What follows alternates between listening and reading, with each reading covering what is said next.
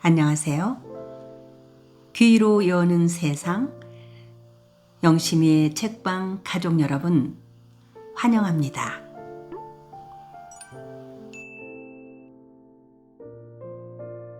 오늘의 작품은 문순태 작가의 타오르는 강, 함께 감상하시겠습니다. 타오르는 강, 문순태 제3부 영류.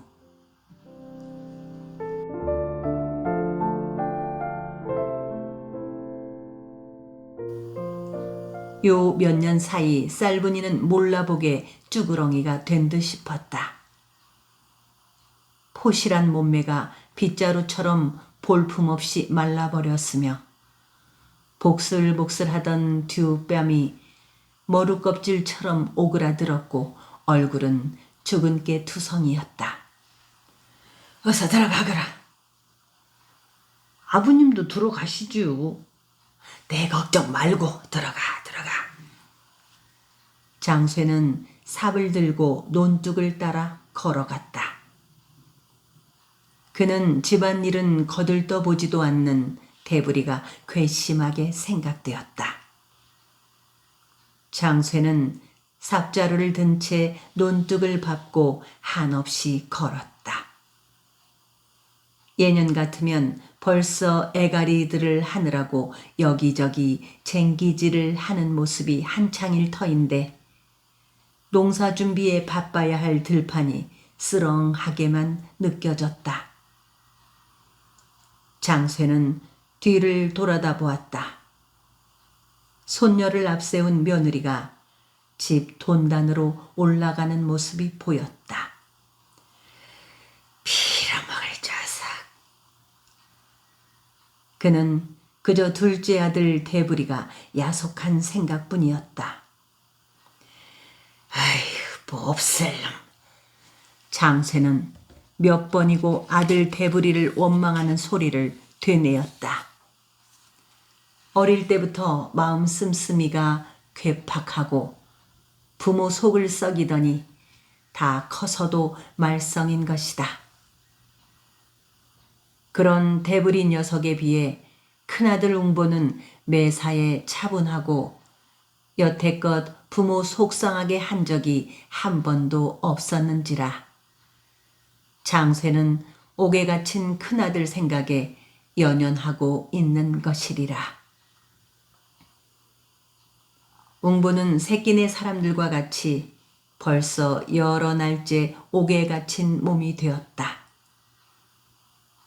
그동안 몇 차례 사또 앞에 끌려나가 숱한 고통을 당했다. 사또 앞에 끌려나갈 때마다 초주검이 되었으며 그때마다 사또는 똑같은 말로 그들을 다그쳤다. 결국 웅보와 염주근을 비롯한 새끼네 젊은이들은 난을 일으킨 죄와 박초 씨를 죽인 죄를 한꺼번에 둘러쓰게 되었다. 머지않아 망나니들의 손에 죽음을 당하게 될 거라는 소문이었다. 웅보는 죽는 것이 두렵지 않았다. 그러나 남은 식구들 걱정 때문에 밤에도 눈이 감기지 않았다. 토지를 빼앗기지 않았더라면 남은 식구들은 땅이라도 파먹고 살 수 있을 터인데 토지를 주고 남은 것으로 어찌 살아야 할 것인지 눈앞이 캄캄했다. 웅보는 또 문득 마금리의 생각이 났다. 목포로 떠난 그녀는 여태껏 소식이 없었다.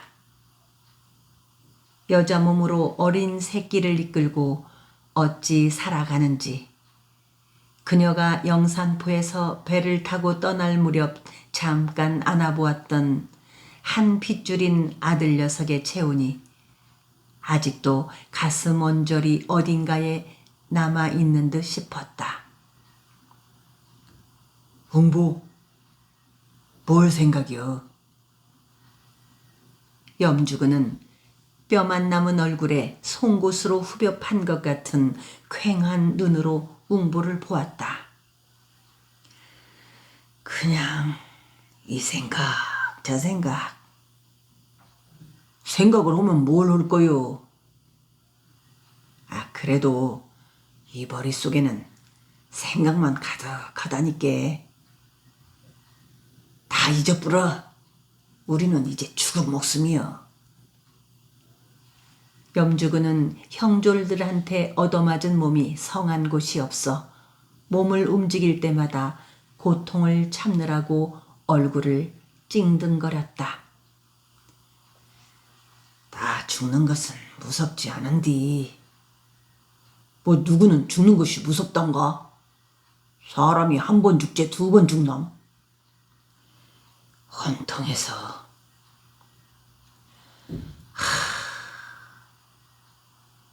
웅보는 깊은 한숨을 토해냈다.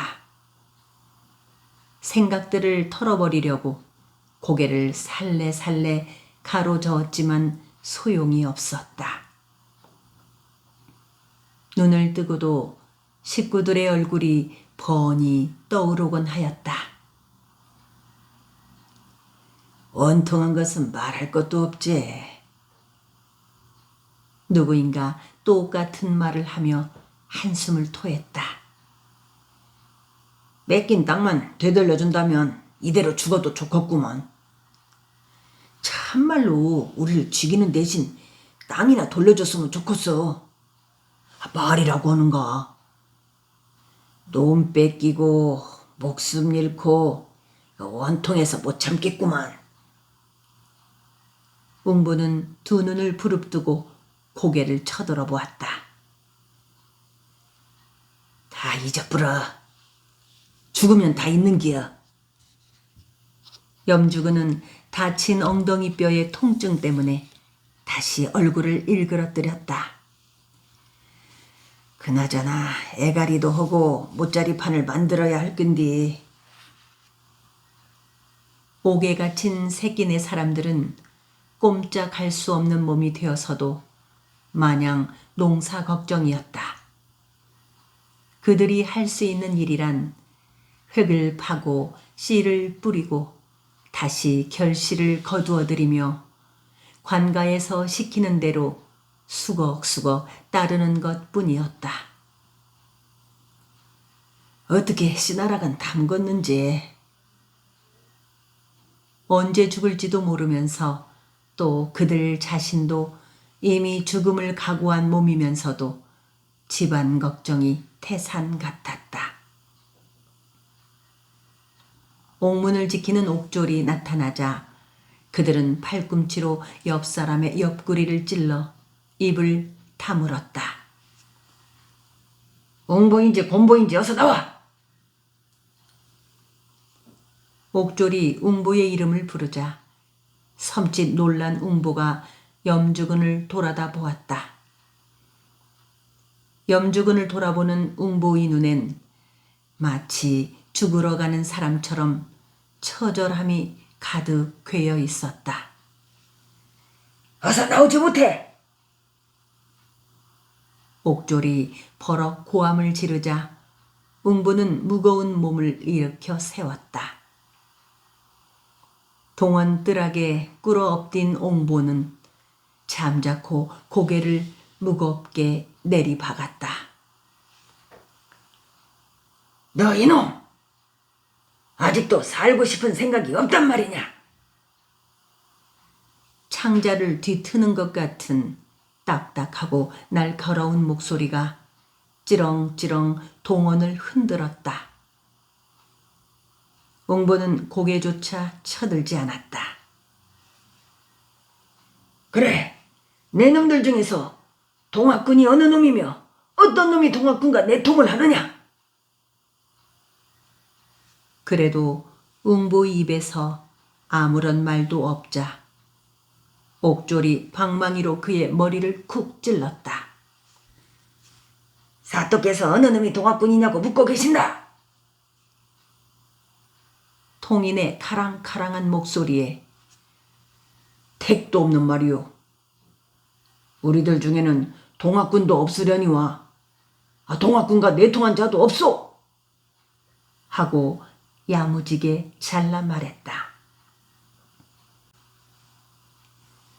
아니 저놈이 아직도 연금을 못 받구나. 무지렁이 농투성이들이 어떻게 난을 일으켜서 함부로 양반을 죽인다는 게냐? 날탕 무식하고 애잔한 농투성이라고 해서 쓸개도 없는 것은 아닙니다. 지렁이도 밟으면 꿈틀하는 법인데 박조 씨한테 그렇게 모진 서름을 받고 어찌 참는단 말이오? 웅보의 사또를 향해 말하는 본새는 무엇인가 이미 각오를 하고 있는 듯 싶었다. 말이나 바로 하고 죽자는 그런 심산이었다. 그래, 무지렁이 농투성이들이 함부로 양반집을 질탕하고 사람까지 죽인 일이 잘했다는 게냐? 사또의 언성이 높아졌다. 박조 씨가 죽은 일에 대해서는 우리는 모르오. 이놈이 주둥아리만 살았구나.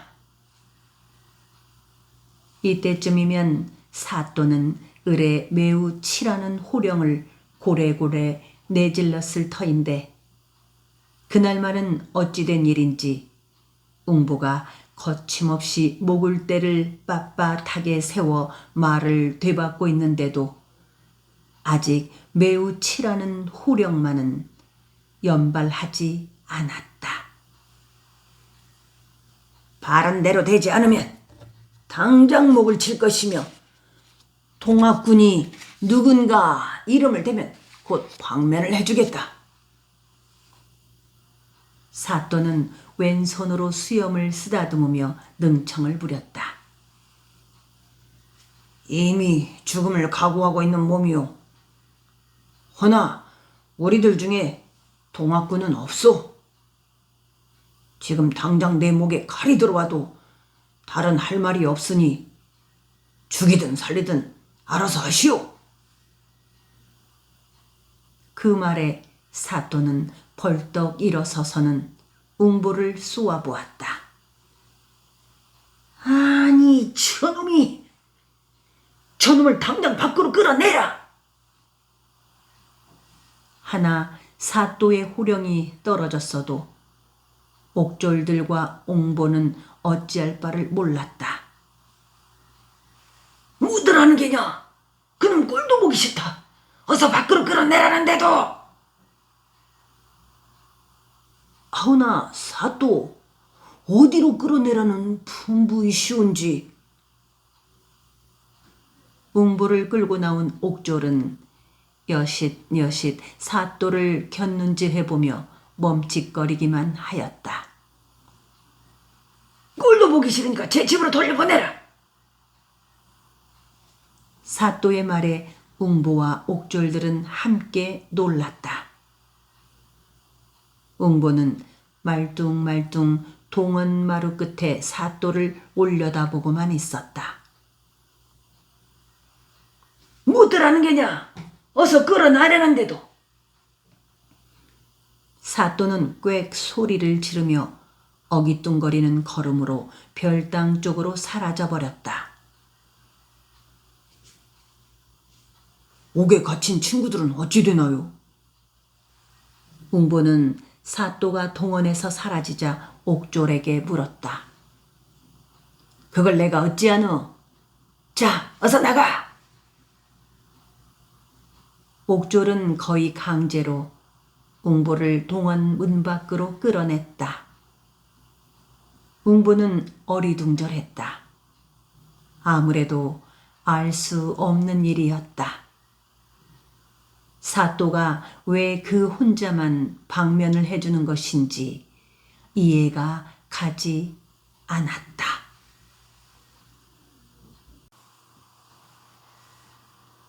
동원 문 밖으로 떠밀려 나온 웅보는 한동안 어리둥절한 생각에 우두커니 서 있었다. 그러자 웬 처자가 그의 가까이로 왔다. 어디서 많이 본 얼굴인데 생각이 가물가물할 뿐 누구인지 확연히 알 수가 없었다. 안방마님께서 좀 다녀가시라고 하더만요. 처자는 부끄러움 때문인지 고개를 숙인 채 말했다. 처자는 누구요? 노루목 양진사 댁에서 왔구먼요. 그제야 웅보는 그 처자가 양진사 댁 안방마님의 몸종 끝예라는 것을 알 수가 있었다. 그런데 궁금한 것은 웅보가 방면들이라는 것을 어떻게 알고 미리 와서 기다리고 있는 것인가 하는 거였다. 아니, 어떻게 내가 방면될 것을 미리 알고 있었소? 네, 마님께서 나가보라기에. 처자는 말끝을 흐리면서 몸을 돌렸다. 몸을 돌려 몇 발짝 걸음을 옮기던 그녀는 그때까지도 우두커니 동원 쪽을 바라보고 있는 웅보를 돌아다 보았다. 눈으로 어서 가기를 재촉하고 있는 것이었다. 웅보는 친구들을 그대로 오게 놔둔 채 혼자만 집에 돌아가기가 싫었다. 발걸음이 떨어지지 않는 것이었다. 안방마님께서 지체 말고 곧 오시라고 하셨어요. 웅보가 좀처럼 몸을 움직일 것 같지 않자 끝예가 다시 가까이 다가와서는 낮은 목소리로 재촉을 하였다. 그제야 웅보는 무겁게 걸음을 떼어 옮겼다. 그는 끝예의 뒤를 따랐다. 4년 전인가 양진사 댁에 들러 그녀를 보았을 땐 아직 애티를 벗지 못한 것 같았었는데 이젠 얼굴에 윤기가 흐르고 엉덩판이 쩍 벌어진 게 관연한 처자의 모습이었다. 웅보는 오금이 저리고 등짝이며 옆구리가 쑤시는 바람에 빨리 걸을 수가 없어서 쉬엄쉬엄 끝예의 뒤를 따랐다. 그런 웅보를 기다리느라고 그녀는 혼자 앞서 걷다가도 잠깐 걸음을 멈추어 기다려주곤 하였다. 양진사 댁 대문 가까이 올 때까지 웅보는 줄곧 옥에 갇힌 친구들만 생각하였다. 생각 같아서는 다시 옥으로 뛰어들어가고만 싶었다. 죽어도 그들과 같이 죽고 살아도 같이 살고 싶었던 것이다. 그런데 궁금한 것은 안방마님이 어떻게 그가 방면될 것을 미리 알았으며 또 왜 그를 만나자고 한 것인지 알 수 없는 일이었다. 참, 진사나리께선 집에 계신가? 웅보는 절뚝거리면서 대문을 들어서며 물었다. 안 계셔요. 나리께선 요새 텅 집에 안 계셔요. 하고 힐끗 뒤를 돌아다 보더니 잠시만 사랑채에 계셔요. 하면서 안채 쪽으로 쪼르르 내달아 버렸다. 양진사 댁 대문에 들어선 웅보는 옛날 그의 친구들이 살았던 행랑방을 열어보기도 하고 사랑채 여기저기를 두리번 살펴보았다. 행랑방엔 아무도 기거하는 사람이 없는 듯 문을 열자 퀴퀴한 곰팡이 냄새가 확 풍겼으며 너덜너덜 거미줄이 쳐져 있었다. 사랑채는 오랫동안 비어둔 집처럼 쓰렁쓰렁하게 느껴졌다. 잠시 감유에 젖은 눈으로 주위를 살피고 있는데 안채 쪽에서 67살 가량 되어 보이는 잘 차려입은 사내아이가 뛰어나오다가 웅보를 발견하더니 섬찟 멈추어 섰다. 너는 네 집 비자인데 남의 집을 기웃거리느냐? 아이가 야무진 목소리로 물었다. 네, 옛날 이댁 비자였었죠. 헌데 도련님 이름이 뭡니까? 나? 양만석이다. 아, 양진사 나리의 외아드님이시군요.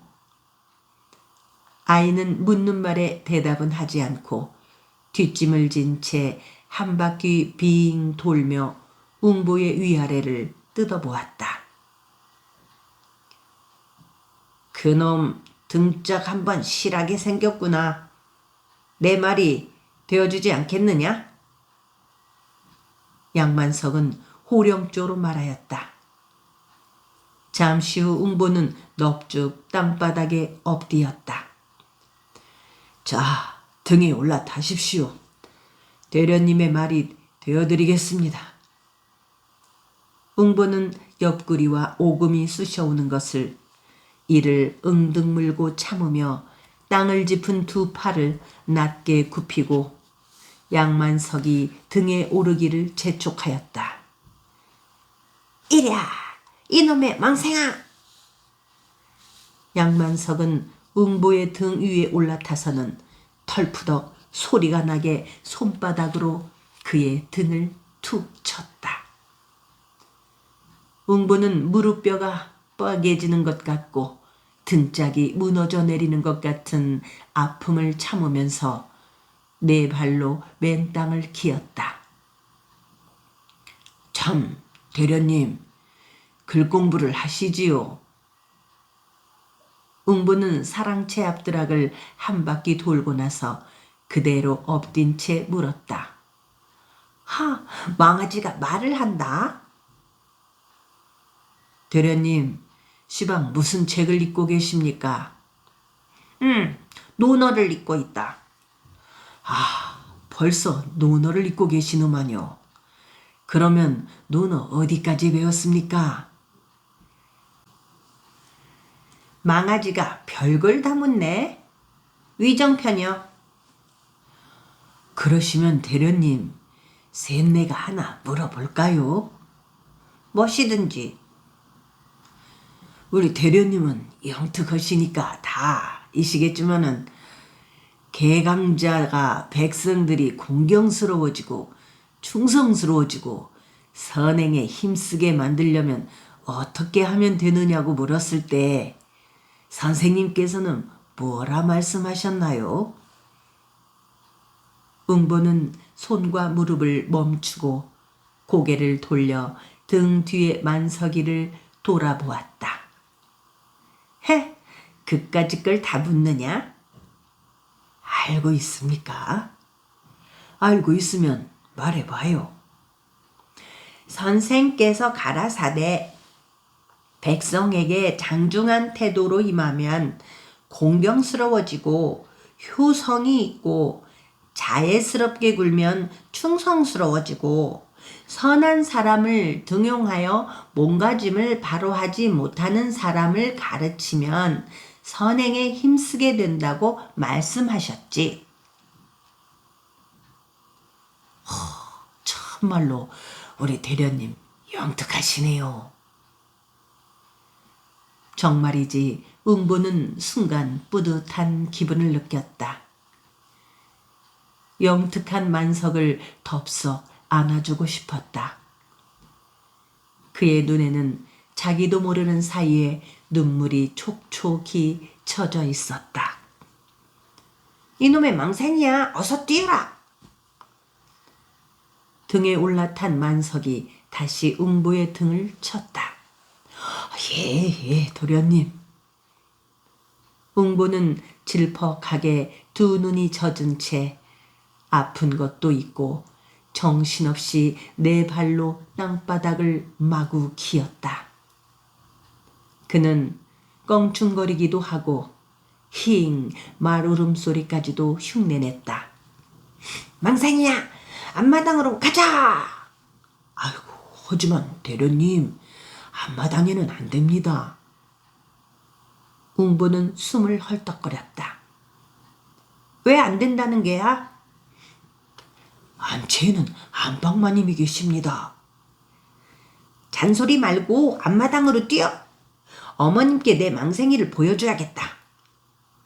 대련님, 제발 안 됩니다요. 웅보는 가슴팍을 땅바닥에 대고 납작하게 엎드리며 사정을 해보았다. 그러나 만석의 고집은 대단했다. 이놈의 망생이가 때를 쓰는구나. 정이 앞마당으로 가자고 하면 셋넷 도망을 칠 겁니다요. 도망? 내가 내깟 놈 하나 못 잡을 줄 알고? 셋내가 어디 사는 누구인지도 모르면서요. 아, 실은 그렇구나. 허나 내 놈이 내 말을 듣지 않고 도망을 친다면 목숨을 걸고 기어코 잡아오고야 말겠다. 그 말에 웅보는 오른손을 들어 등 뒤를 더듬어 만석의 손을 꼭 쥐었다. 온몸의 피가 5손가락 끝으로 쏠리는 것 같았다. 웅보는 오랫동안 납작하게 맨 땅에 엎드린 채 손을 어깨 너머로 올려 만석의 손을 잡고만 있었다. 그는 마치 핏줄이 손가락 끝을 통해 등에 올라타 있는 만석의 몸속으로 이어지고 있는 것 같은 것을 느꼈다. 이놈의 망생이 꿈쩍도 않는구나. 만석은 등에 올려 앉은 채 두 발로 웅보의 옆구리를 힘껏 걷어찼다. 그럼 대련님, 앞마당만 갔다가 그냥 돌아오기로 약속을 합시다. 좋아, 이랴 망생아. 웅보의 허리를 들어올려 앞마당 쪽으로 향했다. 석류나무 뒤에서 얼핏 살펴본 앞마당은 텅 비어 있었다. 웅보는 아무도 없는 사이에 앞마당까지 기어갔다. 올요량으로 빠른 동작으로 기어나갔다. 그가 고개를 숙인 채 힘껏 네 발로 여나문 발짝이나 기어나갔을 때 그는 마님의 목소리에 깜짝 놀라 무릎을 멈췄다. 아니 만석아. 고개를 들자 눈앞에는 안방마님이 마루 끝에 서서 큰 소리로 만석을 나무라고 있지 않는가. 냉큼 내려서지 않고 뭘 하는 게냐. 안방마님의 불똥 같은 호통에 만석은 웅보의 등에서 머무적거리다가 비실비실 땅으로 내려섰다. 내려서면서도 만석은 옛날 종놈의 등말 타기를 좀 했기로서니 그것이 무슨 잘못이냐 싶은 뚱한 얼굴로 마루 끝에 선 어머니를 쳐다보았다. 웅보도 무릎을 툭툭 털고 일어서서 허리를 구부렸다. 마님, 강령하셨습니까요? 이 사람 그간의 고생이 많았다면서. 얼굴을 보니 산 송장 같구만. 안방마님 유씨 부인은 조용하고 다정한 목소리로 말을 했다. 그래, 몸은 많이 상하지 않았는가? 네, 괜찮습니다요. 안방마님의 물음에 대답을 하고 난 웅보는 조금 전 안방마님이 하계로 말을 높여준 것을 생각해내고 얼핏 고개를 들었다.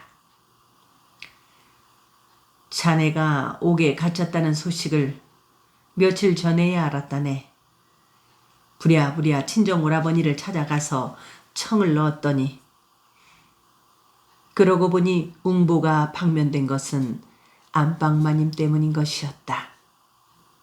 순간 웅보는 목구멍이 확 달아오름을 느낄 수가 있었다. 옛날에 느끼던 표독스럽고 욕심 많은 여자가 아니었다. 감사합니다. 쇠내는 그것도 모르고. 감사할 것 없네. 내가 좀 더 일찍 몰랐던 것이 불찰이지. 쇠내가 큰 폐를 끼쳐드렸구만요. 자자, 몸도 성하지 않을 텐데 어서 마루로 올라와 앉게나. 아닙니다요. 이 사람아, 그러지 말고 어서 올라와 앉으라니까. 안방마님은 토마루 아래 허리를 굽히고 서 있는 웅보를 나무람하였다. 바깥나리께서는 어디 출타하셨나요? 웅보는 고개를 들어 집안을 두릿두릿 살피면서 물었다. 그 양반 요새 집에 안 계시네. 장성 현감 자리에서 물러난 후에 화병이 나서 석 달째 누워 계시더니 소식도 없이 집을 나가셨네. 웅부는 처음 들어설 때부터 집안에 훈기가 없이 마치 나간 집구석처럼 쓰렁쓰렁함을 느꼈다. 쓰렁하게 느껴진 크나큰 집안에는 하인놈 하나 보이지 않았으며 안방마님의 몸종 끝예만이 덤벙대고 있는 것이었다. 만석아, 그 사람 마루에 앉도록 하여라. 안방마님은 웅부가 꿈쩍 않고 토마루 아래 서 있기만 하자 만석을 시켜 마루에 앉도록 하였다. 이놈아, 어서 올라앉지 않고 무얼 꿈을 대는 게야? 만석이 웅부를 향해 소리쳤다. 아니, 만석이 이놈, 무슨 말버르장머리가 그러느냐? 어머님도 참, 이놈은 옛날 우리 집 종놈이었다는데 좀 함부로 하면 어쩐다고 역정을 내십니까? 그렇습니다. 대련님 말이 옳습니다요.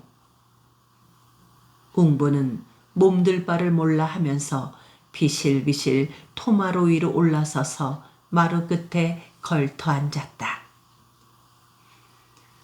이 사람이 옛날엔 우리 집 비자였다만 지금은 속량을 한 몸이다. 우리 집 종이 아니란 말이다. 만석이 너도 이리 와서 앉거라. 잘못한 일도 없이 어머니에게 꾸중을 들은 만석은 심통이 난 얼굴로 마루 위로 올라앉았다. 대련님이 아주 많이 컸습니다요. 총각 티가 나는구만요. 웅보는 만석을 보며 말했다. 갈수록 성질이 사나워진다네. 사내가 성질이 순하고 인정이 너무 많으면 큰일을 못하는 법입니다요. 글쎄. 안방마님 유씨 부인도 심통이 나 있는 만석을 향해 대견해하는 웃음을 떠올렸다. 참, 어머니, 이놈이, 아니 이 사람이 글쎄 논어를 다 알대요? 만석은 갑자기 호들갑을 떨었다. 이 사람도 옛날에 논어 맹자를 다 읽었단다. 종놈이 논어 맹자를요? 또 그 말버릇을. 안방마님이 걸핏하면 만석을 나무람하는 바람에 웅보는 안절부절 못했다. 셋내 이만 집에 건너가 볼랍니다요. 웅보는 거북스러운 자리를 빨리 피하고 싶었다. 아닐세, 오랜만인데 좀 쉬었다가 가게.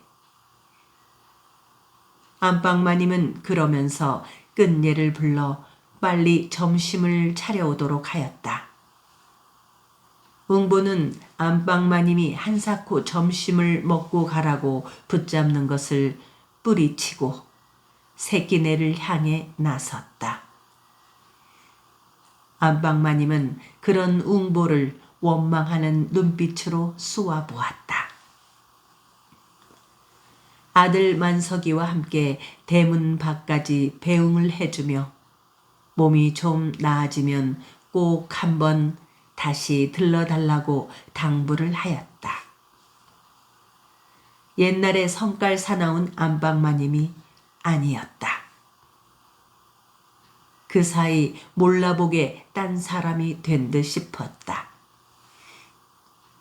몇 년 전 웅보에게 쌀쌀맞게 대하던 것과는 딴판이었다. 만석아, 다시 또 오시라고 인사를 해야지. 만석은 대문 밖까지 어머니를 따라 나왔다가 웅보한테 인사를 하라는 말에 또 오시게 하고 의젓하게 말했다. 돌아서면서 웅보는 만석을 생각하며 싱긋이 웃었다. 모든 것이 딴 세상에 온 것 같은 느낌이었다. 그가 서둘러 양진사 댁에서 나온 것은 안방마님과 같이 앉아있기가 스스럽고 더욱이 안방마님이 만석의 언행을 일일이 신경 쓰는 것이 마음에 불편한 점도 있었으나 그보다는 빨리 스승 홍거사를 만나고 싶었기 때문이었다. 양진사 댁 고삿을 빠져나오면서 그는 새끼네 가족들을 보고 싶은 것 대신에 훈기가 없이 휑하게 느껴진 양진사 댁과 사람이 달라진 안방마님에 대한 생각으로 가득하였다. 얼핏 보기에도 양진사 집안은 가세가 기울어져 가고 있는 것을 알 수가 있었다. 웅보는 양진사 댁 생각을 하다가 남문께에 당도하자 발걸음을 멈추고 뒤를 돌아다 보았다. 친구들을 옥에 남겨둔 채 혼자만 새끼네로 돌아가기가 민망하고 부끄러웠다. 웅보는 곧 강을 건너지 않고 구진포 쪽으로 내려갔다. 구진포 배나무집에 잠시 들러 대부리를 만날 심산이었다. 나룻목에서 구진포까지 오는 동안 아무도 아는 사람을 만나지 않았다. 기실 그는 친구들을 옥에 남겨둔 채 혼자만 방면되어 오는 것이 부끄러웠기 때문에 남들이 그를 알아보지 못하게 고개를 푹 숙이고 걸었다. 배나무집에는 너댓 명의 낯선 술꾼들이 평상 위에 두 패로 둘러 앉아 술상을 벌이고 있었으며 반백이 다 된 주파가 술 심부름을 하고 있었고 얼핏 보아 뱃사람들을 상대하는 얼짜인 듯 싶은 몸매가 포동포동한 여자가 술꾼들 틈에 끼어서 시시덕거리고 있었다. 아이고, 어서 오셔요. 이쪽으로 걸터 앉으시구래. 술 심부름을 하던 주파가 웅보를 보더니 턱끝으로 평상 쪽을 가리켰다. 예전에 보았던 과부 주모도 난초의 얼굴도 보이지 않았다. 주모뿐 아니라 대부리도 다른 동학도들도 눈에 띄지 않았다. 약주상을 내올갑쇼. 낯선 주파가 채근을 하는 바람에 웅보는 그냥 되돌아 나가려다가 주모는 집에 없수? 하고 낮게 물었다. 평상의 술꾼들 틈새에 낀 젊은 여자가 사내들 말끝에 까르르 웃어 제쳤다. 주모라니요? 이 집 안집 말이오. 왜 그러시오? 주파는 웅보의 위아래를 찬찬히 되작거려 뜯어보며 물었다. 주파와 웅보가 주고받는 말소리를 들었는지 술꾼들 사이에 젊은 여자가 이쪽을 획 돌아보았다. 어디서 본 듯한 얼굴이었다.